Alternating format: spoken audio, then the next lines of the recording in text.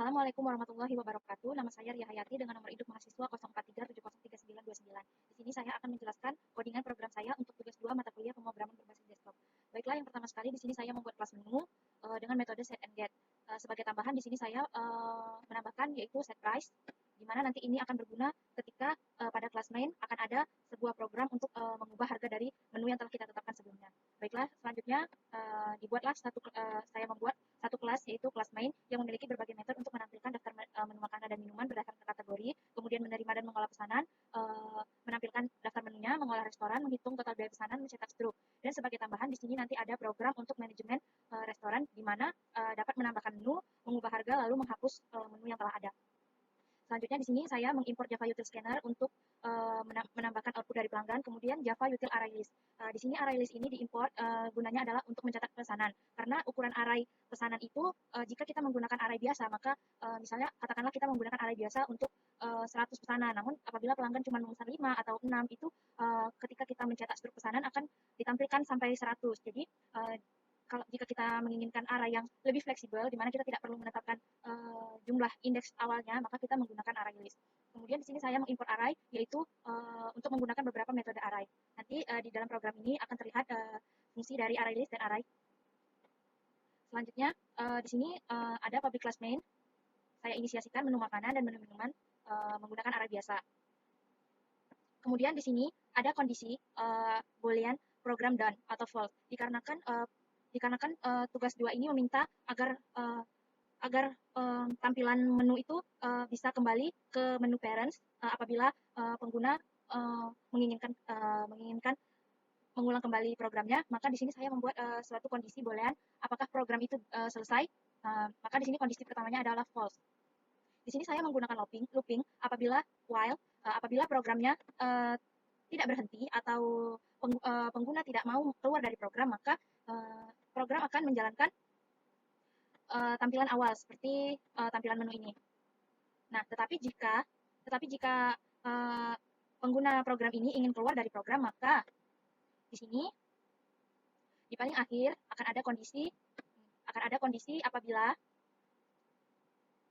apabila program done-nya true, apabila program ingin dikeluarkan, maka sistem akan keluar dari program dan mencetak terima kasih selamat datang kembali.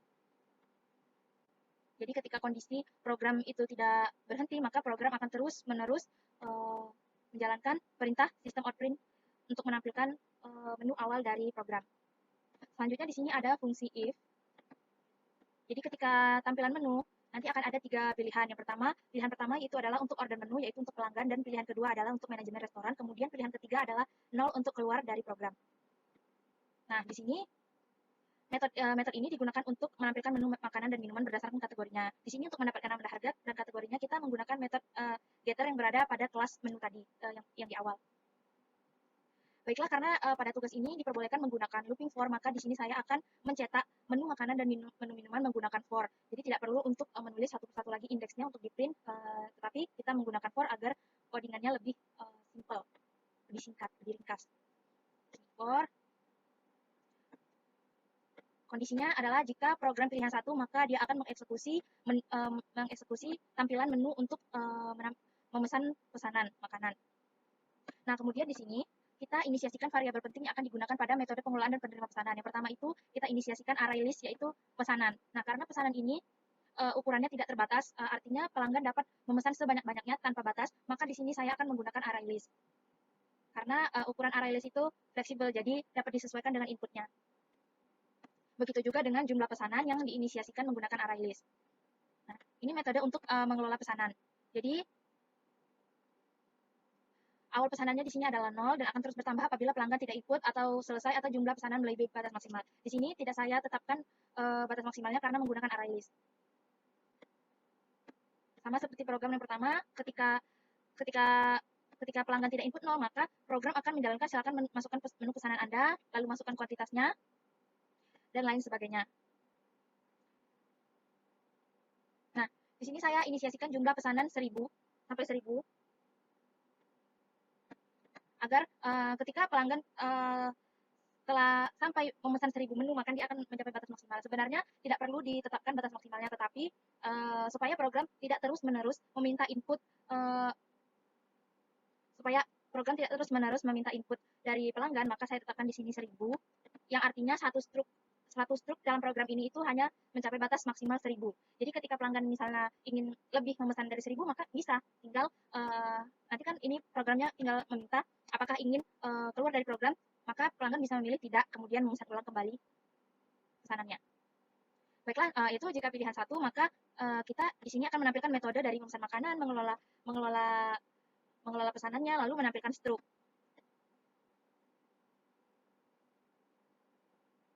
Nah, else if, namun jika pelanggan memilih menu nomor 2, artinya menu 2 tadi kan untuk manajemen menu restoran, maka di sini program akan menampilkan manajemen menu restoran. Di sini saya inisiasikan nama tetap untuk karyawan agar tidak bisa diakses oleh orang lain selain karyawan restorannya. Nah, di sini saya menetapkan admin Uzumaki sebagai nama karyawannya. Jadi, di sini ada sebuah kondisi di mana ketika sistem meminta input nama karyawan, nah, jika nama karyawan yang dimasukkan itu sama dengan admin Uzumaki, yaitu nama yang telah saya inisiasikan untuk program ini, maka program akan menampilkan menu khusus restoran, yaitu tambah menu, ubah menu, update menu. Nah, di sini, jika admin Uzumaki ini sama dengan nama karyawannya, diinput sesuai nama karyawannya, maka dia akan menampilkan menu admin restoran. Namun, ketika bukan admin Uzumaki yang ditampilkan, maka baiklah, jika bukan admin Uzumaki yang ditampilkan pada nama admin, maka program akan else, ini adalah lanjutan fungsi if untuk memasukkan nama karyawan. Jadi apabila nama karyawan tidak sesuai dengan yang sudah ditentukan, maka program akan menganggap bahwa menu ini tidak boleh diakses oleh orang tersebut. Maka program akan menampilkan Anda tidak diizinkan akses untuk program ini dan kembali ke menu awal. Oke, baiklah. Namun jika kondisinya nama adminnya benar, maka di sini akan keluar menu admin restoran, yaitu tambah menu, ubah menu, dan update harga. Masukkan pilihan Anda. Nah, di sini ada kondisi untuk pilihan 1, yaitu tambah menu restoran. Maka di sini akan mencetak nama menu apa yang akan kita ubah, lalu harganya, lalu kategori makanan atau minuman. Karena menu awal yang kita inisiasikan itu kan berdasarkan kategori, yaitu kategori makanan atau minuman. Nah, jadi untuk menambahkan menu kita harus menggunakan parameter nama, harga, name, price, dan kategori yang seperti ada di menu ada pada kelas menu, yaitu nama, harga, dan kategori. Jadi ketika kita ingin menambahkan menu di program tambah menu restoran, maka kita harus mendapatkan yaitu namanya, harga, dan kategorinya. Nah, di sini juga program itu misalnya kita sudah menginput nama, harga, dan kategori, lalu kita ingin menambahkan, tapi program akan meminta kita memverifikasi ulang apakah kita ingin menambahkan atau tidak. Jadi di sini saya menambahkan kondisi if lagi dalam if, yaitu jika kita ingin menambahkan atau kita menekan tombol Y, maka menu ditambahkan. Tetapi jika tidak, maka menu tidak berhasil ditambahkan dan program akan meminta kita untuk keluar atau mengulang menu. Nah,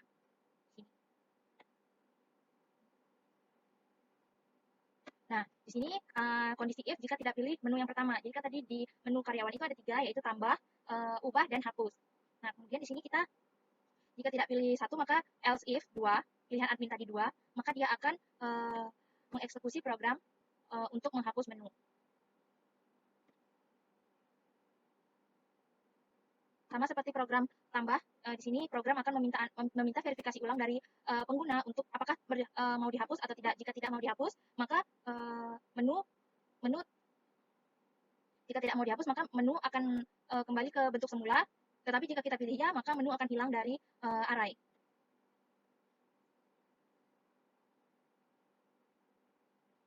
Nah, jika pilihan 3, begitu juga di sini kita menggunakan metode yang ada tadi pada kelas menu, yaitu set price, karena di sini kita akan mengubah harga. Nih, di sini. Jika kita, tadi kan programnya meminta verifikasi apakah kita mau mengubah atau tidak. Nah, jika kita mengubah atau pilih Y, maka menu minuman itu akan di set price menjadi harga baru. Sini, pada kelas menu tadi kan udah ada metode set price. Nah, jadi metode ini digunakan untuk mengupdate harga. Kita dapat mengupdate kategori juga, kita dapat mengupdate nama, tetapi di sini saya hanya menggunakan metode mengubah harga. Nah, tadi kan yang pertama itu ada program di mana pilihan menunya itu ada 3. Yang pertama itu adalah menu untuk memesan, yang kedua adalah manajemen menu restoran, dan yang ketiga adalah tekan 0 untuk keluar. Jadi ketika kita tidak memilih 1 dan 2, maka di sini ada kondisi else if. Jika pilihan program itu adalah 0, maka program down itu true. Jadi kondisi program down-nya itu true. Jadi kondisi program akan keluar dan tidak akan looping kembali ke menu awal. Baiklah, di sini untuk lebih jelasnya saya akan menjelaskan output-nya. Di sini kita akan mencoba menjalankan programnya, kemudian kita akan melihat kondisi-kondisi apa saja yang ada di dalam program ini. Nah, yang pertama sekali itu pasti akan keluar, karena ini kondisi programnya itu kan booleannya itu false, artinya program tidak berhenti, maka dia akan menampilkan dia akan menampilkan ketika program tidak berhenti, maka dia akan menampilkan menu awal, yaitu order menu, manajemen restoran, dan tekan 0 untuk keluar. Baiklah, pertama kali kita di sini akan kita tes apabila kita memasukkan 0.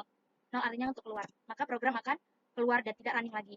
Ini adalah kondisi yang paling terakhir, di mana jika kita memilih 0, maka program akan keluar. Program down yaitu true, kondisinya true. Kita running lagi. Di sini kita akan mencoba untuk memilih satu. Nah, di sini akan program akan mencetak. Baiklah, nah di sini. If pilihan program itu 1, maka dia akan mencetak metode untuk menampilkan daftar menu makanan, mengelola menu makanan, dan mencetak struk. Oke, sekarang kita coba untuk memesan menu nasi goreng tanpa batas ya. 3, 4, 5.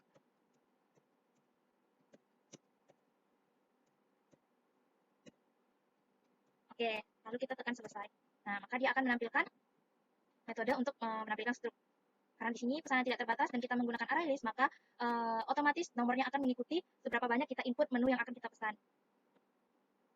Oke, nah di sini ada kondisi di mana jika lebih dari 100.000 maka akan mendapatkan diskon, dan apabila pembayaran lebih dari 50.000 maka mendapatkan promo beli 1 minuman gratis 1. Nah, silakan tukar promo di kasir. Oke, baik. Di sini kan program meminta kita apakah kita ingin kembali ke menu awal.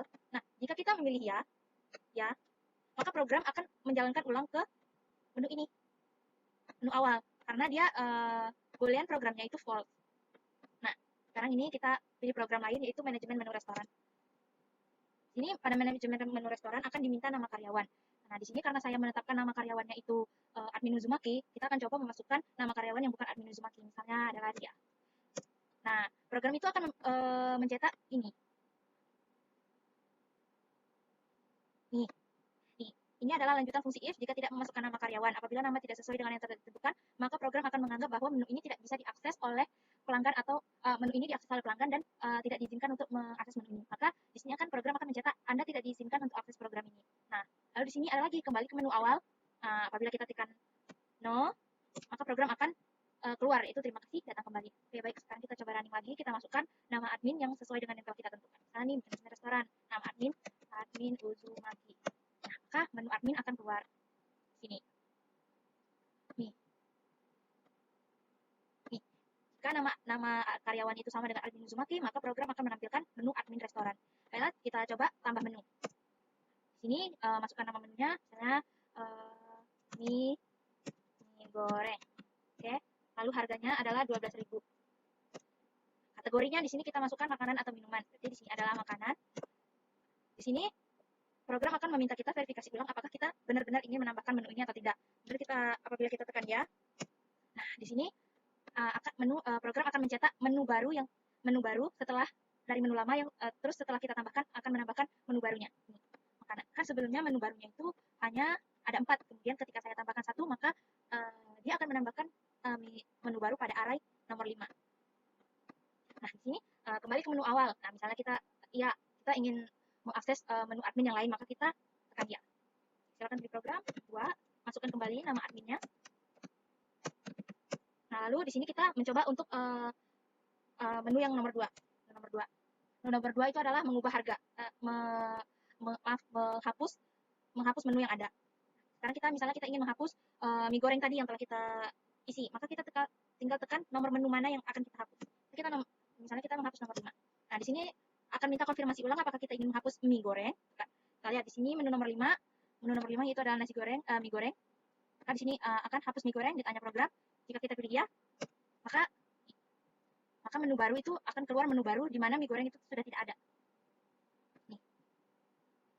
Di sini timbul pertanyaan kenapa di sini nomor indeksnya itu ada dua, nomor 5 dan nomor 5. Itu karena menu makanan dan menu minuman itu diinisiasikan menggunakan array yang biasa. Jadi ketika kita menambahkan menu atau menghapus menu atau mengupdate menu, maka nomornya itu akan misalnya makanan itu kan tadi sampai 4. Nah, jadi kalau kita menambahkan nanti dia akan lanjut ke nomor 5, tapi menu minuman akan berlanjut dari nomor 5 karena di sini kita menggunakan array biasa di mana indeksnya itu sudah ditentukan sebelumnya, tidak seperti array list.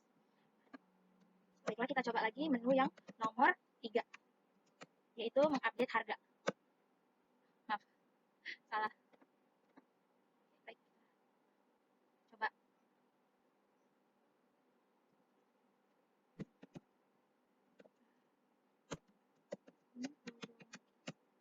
Oke, di sini kita mengupdate harga restoran. Mengupdate harga menu restoran. Nah, menu yang akan diupdate kita tinggal pilih. Misalnya kita ingin mengupdate harga nasi goreng, maka kita akan pilih 1. Terus masukkan harga baru. Nah, misalnya kita 10.000. Nah, ubah harga nasi goreng ya. Nah, di sini kan kembali ke menu awal. Nah, kita lihat apakah nasi goreng ini sudah berubah. Maka kita pilih ya. Lalu kita lihat di sini order menu. Nah, di sini nasi gorengnya sudah berubah menjadi 10.000. Baiklah, saya rasa itu saja program yang dapat saya jelaskan. Terima kasih atas perhatiannya. Assalamualaikum warahmatullahi wabarakatuh.